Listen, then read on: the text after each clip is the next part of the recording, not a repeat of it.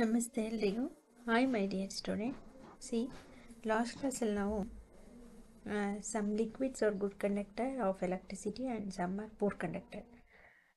ಲಿಕ್ವಿಡ್ಸಲ್ಲಿ ದ್ರವಗಳಲ್ಲಿ ಯಾವುದೆಲ್ಲ good conductor of electricity ಇದೆ, ಪೂರ್ ಕಂಡಕ್ಟರ್ ಯಾವುದು ಅಂತೇಳಿ ಡಿಸ್ಕಸ್ ಮಾಡಿದ್ವಿ. Table 12.1 see next. When the free ends of the tester do not touch each other, there is an air gap between them. Free ends of tester. ಎರಡು ಈ ಪರೀಕ್ಷಕ ಇರುತ್ತಲ್ಲ, ಟೆಸ್ಟರ್ನ ಎರಡು ತುದಿಗಳನ್ನು touch ಮಾಡದೆ ಹಾಗೆ ಬಿಟ್ಟರೆ ಅದರ ನಡುವೆ ಏನಿರುತ್ತೆ, there is an air gap between them. ಅದರ ಮಧ್ಯೆ ಗಾಳಿ ಇರುತ್ತೆ ಟೆಸ್ಟರ್ನ ಎರಡು ತುದಿಗಳ ಮಧ್ಯೆ. Paheli knows that air is a poor conductor of electricity. ಪಹೇಲಿಗೆ ಗೊತ್ತು, ಅವಳಿಗೆ ಗಾಳಿ ಒಂದು ವಿದ್ಯುತ್ ನಿರೋಧಕ, ವಿದ್ಯುತ್ ಹರಿಯೋದಿಲ್ಲ ಗಾಳಿಯಲ್ಲಿ ಅಂತ ಗೊತ್ತವಳಿಗೆ, poor conductor. But she has also read that during lightning and electric current passes through air. ಹಾಗೆ ಈ ಮಿಂಚು ಉಂಟಾಗುತ್ತೆ ನೋಡಿ, ಗುಡುಗು ಬಂದ ನಂತರ ಮಿಂಚು ಬರುತ್ತಲ್ಲ ಆಕಾಶದಲ್ಲಿ, ಆವಾಗ ಮಿಂಚಿನ ಮೂಲಕ ಹರಿಯುವಂತಹ ಆ ಎಲೆಕ್ಟ್ರಿಸಿಟಿ, ವಿದ್ಯುತ್ ಇದೆಯಲ್ಲ, ಅದು ಹರಿಯೋದು ಗಾಳಿಯಿಂದನೇ, ಗಾಳಿ ಮೂಲಕನೇ ಬರೋದು ಅಂತ ಅದು ಸಹ ಗೊತ್ತು. ಗಾಳಿ ಜೊತೆನೆ ಆ ವಿದ್ಯುತ್, ಮಿಂಚಿನೊಡನೆ ಬರುವಂತಹ ವಿದ್ಯುತ್ ಪ್ರವಾಹ, ಮಿಂಚು ಗಾಳಿಯಲ್ಲೇ ಬರೋದು ಅಂತ ಅದನ್ನು ಸಹ ತಿಳ್ಕೊಂಡಿದ್ದಾಳೆ. She wonders if air is indeed a poor conductor under all conditions. ಹಾಗಾದರೆ ಅವಳಿಗೆ ಈಗ ತಿಳ್ಕೋಬೇಕಿದೆ, ಗಾಳಿ ಅನ್ನೋದು, ಏರ್ ಅನ್ನೋದು ವಿದ್ಯುತ್ ನಿರೋಧಕನ ಎಲ್ಲ ಟೈಮಲ್ಲೂ, ಎಲ್ಲ ಸಮಯದಲ್ಲೂ, ಆಲ್ ಕಂಡೀಷನ್, ಎಲ್ಲ ಸಂದರ್ಭಗಳಲ್ಲೂ ವಿದ್ಯುತ್ತನ್ನು ನಿರೋಧಿಸುತ್ತಾ, ಅದು ವಿದ್ಯುತ್ ಹರಿಯ ಬಿಡಲ್ವಾ ಗಾಳಿ ಅಂತ ಅವಳು ತಿಳ್ಕೋಬೇಕಾಗಿದೆ. This makes Boojho has whether other materials classified as poor conductor also allow electricity to passes under certain condition. ಹಾಗಾದರೆ ಗಾಳಿ, ನೀರು ಇಷ್ಟು ಮಾತ್ರ ಅಲ್ಲ, ಇತರ ವಸ್ತುಗಳು ಸಹ ಪೂರ್ ಕಂಡಕ್ಟರ ಅಂದರೆ ವಿದ್ಯುತ್ ನಿರೋಧಕವೇ ಅಥವಾ ಗುಡ್ ಕಂಡಕ್ಟರ, ವಿದ್ಯುತ್ ವಾಹಕವೇ ಅಂತ ಎಲ್ಲ ಸಂದರ್ಭಗಳಲ್ಲೂ ಅಥವಾ ಕೆಲವು ಸಂದರ್ಭಗಳಲ್ಲಿ ಇತರ ವಸ್ತುಗಳು, ಬೇರೆ ಎಷ್ಟೊಂದು ವಸ್ತುಗಳಿದೆ, ಬಟ್ಟೆ ಇರ್ಬೋದು, ಬುಕ್ಸ್ ಇರ್ಬೋದು, ಟೇಬಲ್ ಇರ್ಬೋದು, ಚೇರ್ ಇರ್ಬೋದು, ಈ ಥರ ಅನೇಕ ವಸ್ತುಗಳು, ಅವುಗಳಲ್ಲಿ ಹೇಗೆ is A poor conductor R good conductor ಅಂತೇಳಿ ಅವಳು ತಿಳ್ಕೋಬೇಕಿದೆ. ನೋಡೋಣ. Actually, under certain conditions, most materials can conduct. That is why it is preferable to classify materials as good conductors and poor conductors. ಅಂದರೆ ನಿಜ ಹೇಳಬೇಕು ಅಂದರೆ ಆ್ಯಕ್ಚುಲಿ ಅಂಡರ್ ಸರ್ಟೈನ್ ಕಂಡೀಷನ್, ಕೆಲವೊಂದು ಸಂದರ್ಭಗಳಲ್ಲಿ most material can conduct, ಅಂದರೆ ಸಾಮಾನ್ಯವಾಗಿ ಅನೇಕ ವಸ್ತುಗಳು ವಿದ್ಯುತ್ತನ್ನು ಹರಿಯ ಬಿಡುತ್ತಂತೆ, ಕಂಡಕ್ಟ್ ಮಾಡುತ್ತಂತೆ, ವಿದ್ಯುತ್ತನ್ನು ಹರಿಯ ಬಿಟ್ಬಿಡುತ್ತಂತೆ. That's why it is preferable to classify. ಆ ಕಾರಣದಿಂದಲೇ ಅವುಗಳನ್ನು, ಅಂದರೆ ಅನೇಕ ವಸ್ತುಗಳಲ್ಲಿ ಕೆಲವೊಂದನ್ನು ಯಾವುದು ಉತ್ತಮ ವಿದ್ಯುತ್ ವಾಹಕ ಅಥವಾ ವಿದ್ಯುತ್ ನಿರೋಧಕ ಅಂಥೇಳಿ ಅವುಗಳನ್ನು ವಿಂಗಡಿಸೋದು, ಅದನ್ನು ಸಪ್ರೇಟ್ ಮಾಡೋದು ಕಷ್ಟ ಆಗುತ್ತೆ. Instead of classifying as conductors and insulators, ವಿದ್ಯುತ್ ವಾಹಕವೇ, ಉತ್ತಮ ವಿದ್ಯುತ್ ವಾಹಕವೇ ಅಥವಾ ವಿದ್ಯುತ್ ನಿರೋಧಕವೇ ಅಂಥೇಳಿ ಆ ವಸ್ತುಗಳನ್ನು ವಿಂಗಡಣೆ ಮಾಡೋದು, ಸಪರೇಟ್ ಮಾಡೋದು ಕಷ್ಟ ಆಗುತ್ತೆ. We have tested the conductions of electricity through tap water. Let us ನಾವು test the conductions of electricity through distil water. ಇಲ್ಲಿವರೆಗೂ ನಾವೇನು ಈ ಒಂದು ಟೇಬಲಲ್ಲಿ ಡಿಸ್ಟಿಲ್ ವಾಟರ್, ಟ್ಯಾಪ್ ವಾಟರನ್ನು ಮೂಲಕ ವಿದ್ಯುತ್ ಹರಿಯುತ್ತಾ, ವಿದ್ಯುತ್ ವಾಹಕತೆ ಉಂಟಾಗುತ್ತಾ ಅಂತೇಳಿ ಟೆಸ್ಟ್ ಮಾಡಿದ್ವಿ, ಪ್ರಯೋಗ ಮಾಡಿದ್ವಿ, ಅದ್ರ ಬಗ್ಗೆ ತಿಳ್ಕೊಂಡ್ವಿ. ಅದೇ ರೀತಿ ನೆಕ್ಸ್ಟ್ ಲೆಟ್ ಅಸ್ ನಾವು test the conductions of electricity through distil water. ಹಾಗಾದರೆ ಅಸವಿತ ನೀರು, ಡಿಸ್ಟಿಲ್ ವಾಟರ್ ಅಂದರೆ ಫುಲ್ ನೀರಿನಲ್ಲಿ ಯಾವುದೇ ರೀತಿಯ ಕಲ್ಮಶಗಳಿರಲ್ಲ, ಸಣ್ಣ ಒಂದು ಧೂಳು ಸಹ ಇಲ್ಲದ ಹಾಗೆ ಡಿಸ್ಟಿಲ್ ವಾಟರ್, ತುಂಬ ಇದು ಲ್ಯಾಬೊರೇಟ್ರಿನಲ್ಲಿ ಸಿಗುತ್ತೆ. ಡಿಸ್ಟಿಲ್, ಅಸವಿತ ನೀರು ಅಂತೇಳಿ ಕರೀತಾರೆ. ಇದು ಲ್ಯಾಬೊರೇಟ್ರಿಗಳಲ್ಲಿ, ಪ್ರಯೋಗಾಲಯಗಳಲ್ಲಿ ಮಾತ್ರ ಈ ವಾಟರ್ನ ಬಳಸ್ತಾರೆ. ಯಾವುದೇ ಕೊಳಕೆ ಇಲ್ಲದೆ ಇರ್ತಕ್ಕಂಥ ಶುದ್ಧವಾದ ನೀರು, ಪರಿಶುದ್ಧವಾದ ನೀರೇ ಈ ಡಿಸ್ಟಿಲ್ ವಾಟರ್. ಇದರ ಮೂಲಕ ನಾವು ಪ್ರಯೋಗವನ್ನು ಮಾಡಿ ಟೆಸ್ಟ್ ಮಾಡಿ ನೋಡೋಣ, ಈ ಡಿಸ್ಟಿಲ್ ವಾಟರಲ್ಲಿ ಎಲೆಕ್ಟ್ರಿಸಿಟಿ ಪಾಸ್ ಆಗುತ್ತಾ, ಈಸ್ ಎ ಗುಡ್ ಕಂಡಕ್ಟರ್, ವಿದ್ಯುತ್ ವಾಹಕವೇ ಅಥವಾ ವಿದ್ಯುತ್ ವಾಹಕತೆ ಉಂಟಾಗುತ್ತಾ, ಕಂಡಕ್ಷನ್ ಆಫ್ ಎಲೆಕ್ಟ್ರಿಸಿಟಿ ಉಂಟಾಗುತ್ತಾ ಇಲ್ವಾ ಅಂತೇಳಿ ಟೆಸ್ಟ್ ಮಾಡೋಣ. ಅದೇ ಅದಕ್ಕೊಂದು ಆ್ಯಕ್ಟಿವಿಟಿ ಮೂಲಕ ಯಾವ ರೀತಿ ಅಂತ ಹೇಳ್ಕೊಟ್ಟಿದ್ದಾರೆ, ನೀವು ಸಹ ಮಾಡ್ಬೋದು ಇದನ್ನು. ಅಲ್ಲಿ ಟೀಚರ್ಸ್ ಅವರ ಮುಂದೆ ಮಾಡಿದ್ರೆ ಒಳ್ಳೆಯದು. ಎಲೆಕ್ಟ್ರಿಸಿಟಿಗೆ ಸಂಬಂಧಪಟ್ಟಂತಹ, ವಿದ್ಯುತ್ತಿಗೆ ಸಂಬಂಧಪಟ್ಟದ್ದೆಲ್ಲ ನೀವೇ ಓನಾಗಿ ಮನೆಗಳಲ್ಲಿ ನೀವೊಬ್ಬರೇ ಇದನ್ನು ಮಾಡೋಕ್ಕೆ ಹೋಗಬೇಡಿ, ಕೆಲವೊಂದು ಸಲ ಅಪಾಯ ಉಂಟಾಗುತ್ತೆ.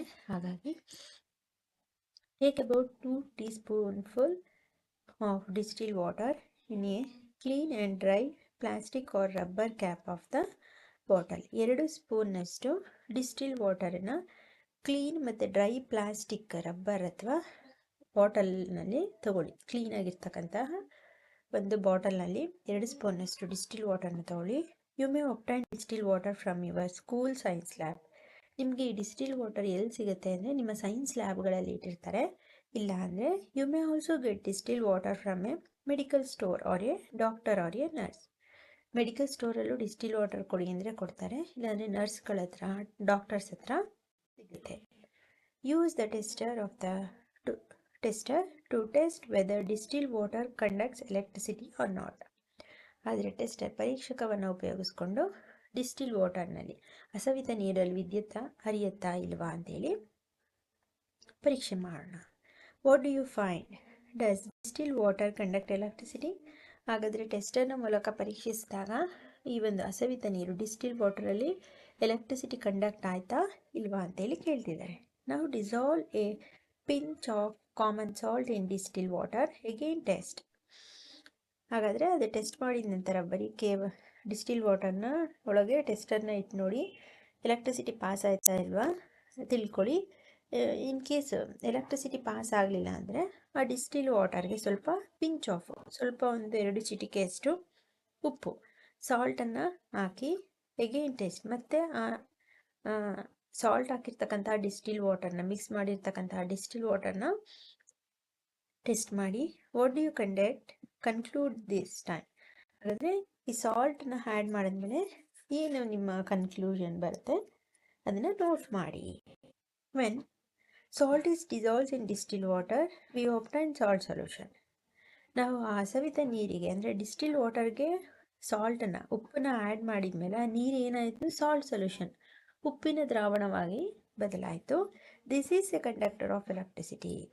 ಸೊ ಇವಾಗ ಏನಾಯಿತು? ಆ ಡಿಸ್ಟಿಲ್ ವಾಟ್ರಲ್ಲಿ ವಿದ್ಯುತ್ ಪ್ರವಾಹ ಉಂಟಾಯಿತು, ಅಂದರೆ ವಿದ್ಯುತ್ ವಾಹಕತೆ ಉಂಟಾಯಿತು, ಅಂದರೆ ಎಲೆಕ್ಟ್ರಿಸಿಟಿನ ಅದು ಪಾಸ್ ಮಾಡ್ತಿದೆ. ಅಂದರೆ ಡಿಸ್ಟಿಲ್ ವಾಟ್ರಲ್ಲೇನು ಯಾವುದೇ ರೀತಿ ವಿದ್ಯುತ್ತು ಹರಿಯೋದಿಲ್ಲ. ಅದಕ್ಕೆ ಸ್ವಲ್ಪ ಸಾಲ್ಟ್ ಹಾಕಿದ್ಮೇಲೆ ಏನಾಯಿತು?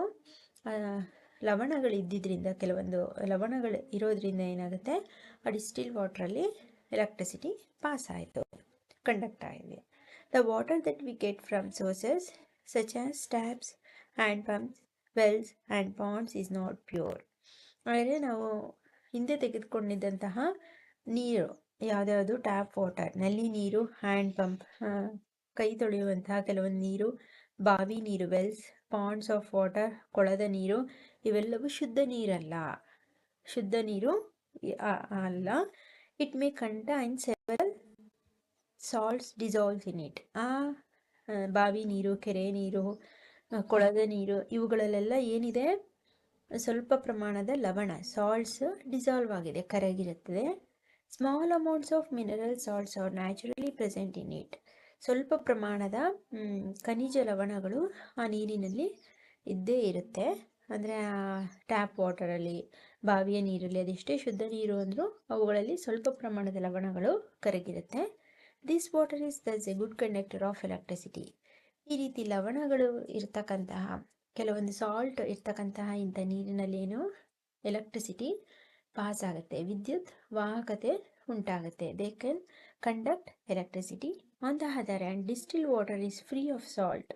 ಅದೇ ರೀತಿ ಡಿಸ್ಟಿಲ್ ವಾಟರ್, ಹಸವಿತ ನೀರಿನಲ್ಲಿ ಸಾಲ್ಟ್ ಇರೋದಿಲ್ಲ, ಅಂದರೆ ಯಾವುದೇ ರೀತಿ ಲವಣಗಳಿರೋದ್ರಿಂದ, ಲವಣ ಮುಕ್ತವಾಗಿರೋದ್ರಿಂದ distil water is a pure conductor. Distil water ಏನಾಗುತ್ತೆ, ವಿದ್ಯುತ್ ನಿರೋಧಕ, ವಿದ್ಯುತ್ ಅವಾಹಕವಾಗಿ ವರ್ತಿಸುತ್ತೆ.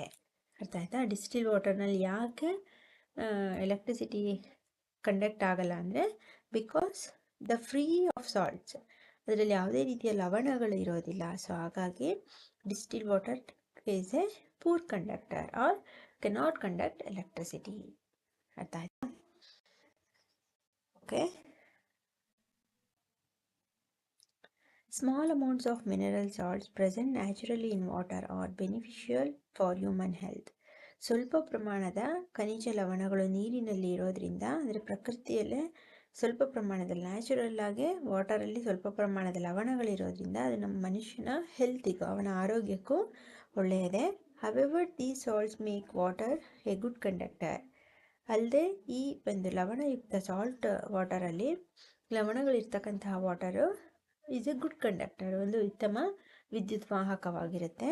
So we should never handle electrical appliances with wet hands or while standing on a wet floor. ಹಾಗಾಗಿ ಸಾಮಾನ್ಯವಾಗಿ ನಮ್ಮ ಮನೆಯಲ್ಲಿ ಹಿರಿಯರಿದ್ದರೆ ಒದ್ದೆ ಕೈನಲ್ಲಿ ಸ್ವಿಚ್ ಹಾಕ್ಬೇಡ ಅಥವಾ ಮುಟ್ಬೇಡ, ಕರೆಂಟ್ ಯಾವುದೇ ಮುಟ್ಬೇಡ, ಅಥವಾ ಒದ್ದೆ ನೆಲದ ಮೇಲೆ ನಿಂತಿದ್ರೆ ಯಾವುದೇ ರೀತಿ ಎಲೆಕ್ಟ್ರಿಸಿಟಿ ಅಪ್ಲಿಯನ್ಸಸ್ನ ಟಚ್ ಮಾಡಬೇಡಿ, ಅಥವಾ ಮೀಟರ್ ಬಾಕ್ಸು, ಸ್ವಿಚ್ ಬಾಕ್ಸ್ನ ಟಚ್ ಮಾಡಬೇಡಿ ಅಂತ ಹೇಳ್ತಾರೆ. ಯಾಕೇಳಿ, ಆ ನೀರಿನಲ್ಲಿ ಲವಣ ಇರೋದ್ರಿಂದ ಗುಡ್ ಕಂಡಕ್ಟರ್, ಅಂದರೆ ಎಲೆಕ್ಟ್ರಿಸಿಟಿನ ಪಾಸ್ ಮಾಡುತ್ತೆ. ಹಾಗಾಗಿ ಒದ್ದೆ ಕೈನಲ್ಲಿ ಅಥವಾ ನೆಲದ ಮೇಲೆ ನೀರು ಇದ್ದು ಅಲ್ಲಿ ನಿಂತ್ಕೊಂಡು ನಾವು ಸ್ವಿಚ್ ಹಾಕೋದು, ಆ ರೀತಿ ಮಾಡೋದ್ರಿಂದ ಏನಾಗುತ್ತೆ, ಎಲೆಕ್ಟ್ರಿಸಿಟಿ ಪಾಸ್ ಆಗೋ ಚಾನ್ಸಸ್ ಇರುತ್ತೆ, ಇದರಿಂದ ಅಪಾಯ ಉಂಟಾಗುತ್ತೆ ಅಂತೇಳಿ ಸಾಮಾನ್ಯವಾಗಿ ಕಾಮನ್ ವಾಟರ್ ಹ್ಯಾಂಡಲ್ಲಿದ್ದರೆ ಎಲೆಕ್ಟ್ರಿಕಲ್ ಅಪ್ಲಯನ್ಸ್ನ ಟಚ್ ಮಾಡಬಾರ್ದು ಮತ್ತೆ. ಅರ್ಥ ಆಯ್ತಾ? We have found that common salt when dissolves in distilled water makes it a good conductor. ಹಾಗಾಗಿ ನಾವು ಇದರಿಂದ ಏನು ತಿಳ್ಕೊಂಡ್ವಿ, ಕಾಮನ್ ಸಾಲ್ಟ್, ಸಾಮಾನ್ಯ ಉಪ್ಪು ಅಥವಾ ಲವಣವನ್ನು ಈ ಡಿಸ್ಟಿಲ್ ವಾಟರ್ಗೆ, ಅಸವಿತ ನೀರಿಗೆ ಸೇರಿಸಿದ್ರಿಂದ ಆ ನೀರಿನಲ್ಲಿ ಏನುಂಟಾಯಿತು, ಗುಡ್ ಕಂಡಕ್ಟರ್, ವಿದ್ಯುತ್ ವಾಹಕತೆ ಉಂಟಾಯಿತು. What are the other substances which when dissolves in distilled water make it conducting?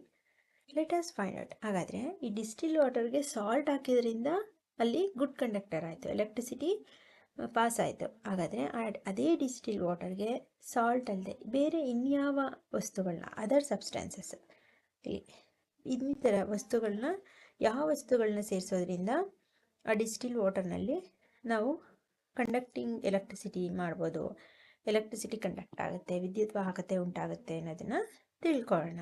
ಅದನ್ನು ಸಹ ಟೆಸ್ಟ್ ಮಾಡೋಣ ಅಂತೇಳಿ ಹೇಳ್ತಿದ್ದಾರೆ. Caution: do you next activity under the supervisions of your teacher or parent or small elderly persons because the use of acid is involved in it.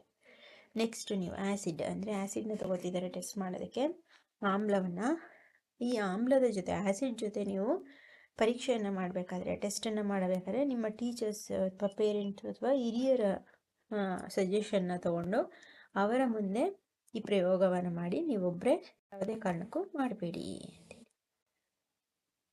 ಆಯ್ತಾ?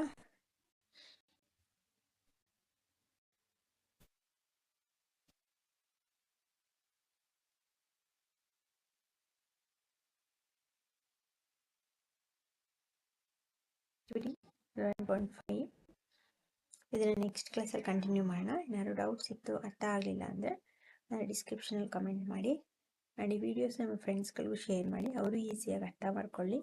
ಯಾರು ಅರ್ಥ ಆಗಲಿಲ್ಲ ಅಂದರೆ ಅದನ್ನು ಡಿಸ್ಕ್ರಿಪ್ಷನಲ್ಲಿ ಹಾಕಿ, ನೀವುಗಳು ಫ್ರೆಂಡ್ಸು ಈ ವಿಡಿಯೋನ ಕೇಳಿದ್ಮೇಲೆ ಡಿಸ್ಕಸ್ ಮಾಡಿ ಯಾವುದು ಸರಿ ತಪ್ಪು ಅಂತೇಳಿ. ಆ್ಯಂಡ್ ಆದಷ್ಟು 2 or 3 ಟೈಮ್ ಆಡಿಯೋನ ಕೇಳಿ, ಅರ್ಥ ಆಗುತ್ತೆ. ಆ್ಯಂಡ್ ಹೋಮ್ವರ್ಕ್ ಕ್ವಶನ್ಸ್ಗೆ ನೀವೇ ಆನ್ಸರ್ ಮಾಡಿ, ಓಕೆನಾ? ಟೆಕ್ಸ್ಟ್ ಬುಕ್ ಇಟ್ಕೊಂಡು ಇಂಪಾರ್ಟೆಂಟ್ ವರ್ಡ್ನ ಅಂಡರ್ಲೈನ್ ಮಾಡ್ಕೊಳ್ಳಿ. ಹೋಮ್ವರ್ಕ್ ಕ್ವಶನ್ಸ್ ಅಂತ ಹೇಳಿ.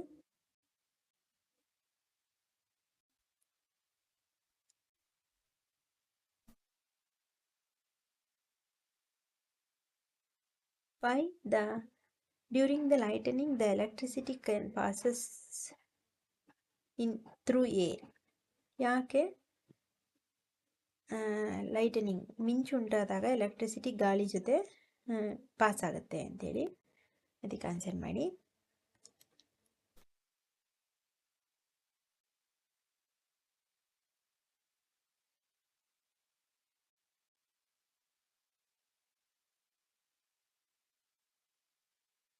Why the distilled water is a poor conductor of electricity.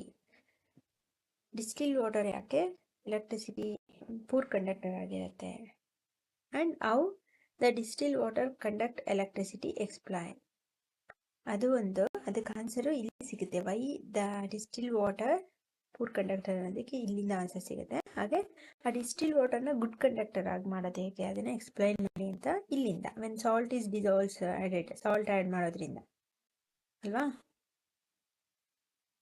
Distil ವಾಟರ್ಗೆ ಸಾಲ್ಟ್ ಆ್ಯಡ್ ಮಾಡಿದ್ರೆ ಇಲ್ಲಿ ಪಿಂಚ್ ಆಫ್ ಸಾಲ್ಟ್ ನಾವು ಡಿಸಾಲ್ವ್ ಇಲ್ಲಿಂದ ಮಾಡಿದ್ರೆ ಇಷ್ಟು ಆನ್ಸರ್ ಅದಕ್ಕೆ. How the distil water conduct electricity explain. Distil ವಾಟರ್ನ ಹೇಗೆ ಗುಡ್ ಕಂಡಕ್ಟರ್ ಆಗಿ ಎಲೆಕ್ಟ್ರಿಸಿಟಿ ಆಗಿ ಮಾಡೋದು ಅಂತೇಳಿ. Next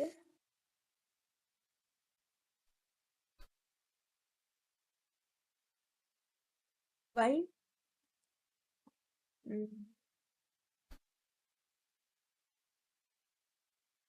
the mineral salt is useful to human health.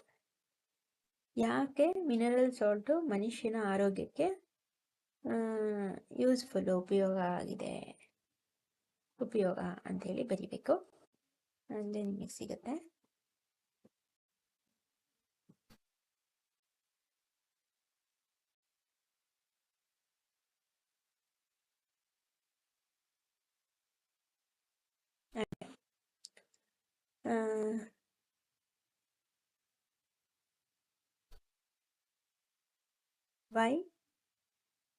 Why we should never handle electrical appliances with wet hands or wet floor. ಯಾಕೆ ಒದ್ದೆ ಕೈಗಳಿಂದ ಅಥವಾ ಒದ್ದೆ ನೆಲದಲ್ಲಿ ನಾವು ವಿದ್ಯುತ್ ಅಪ್ಲಿಯನ್ಸಸ್ನ ಯಾಕೆ ಮುಟ್ಟಬಾರ್ದು ಅಂತ ರೀಸನ್ ಬರೀಬೇಕು. Why should we never handle electrical appliances with wet hands or wet floor ಅಂತೇಳಿ. ಇದಿಷ್ಟು ಹೋಮ್ವರ್ಕ್ ಕ್ವಶನ್ಸು. ನೀವೇ ಆನ್ಸರ್ ಮಾಡಿ, ಆಡಿಯೋನ 2-3 ಟೈಮ್ ಕೇಳಿ ಆನ್ಸರ್ ಮಾಡ್ಬೋದು. ಓಕೆನಾ? Okay my dear student, thank you.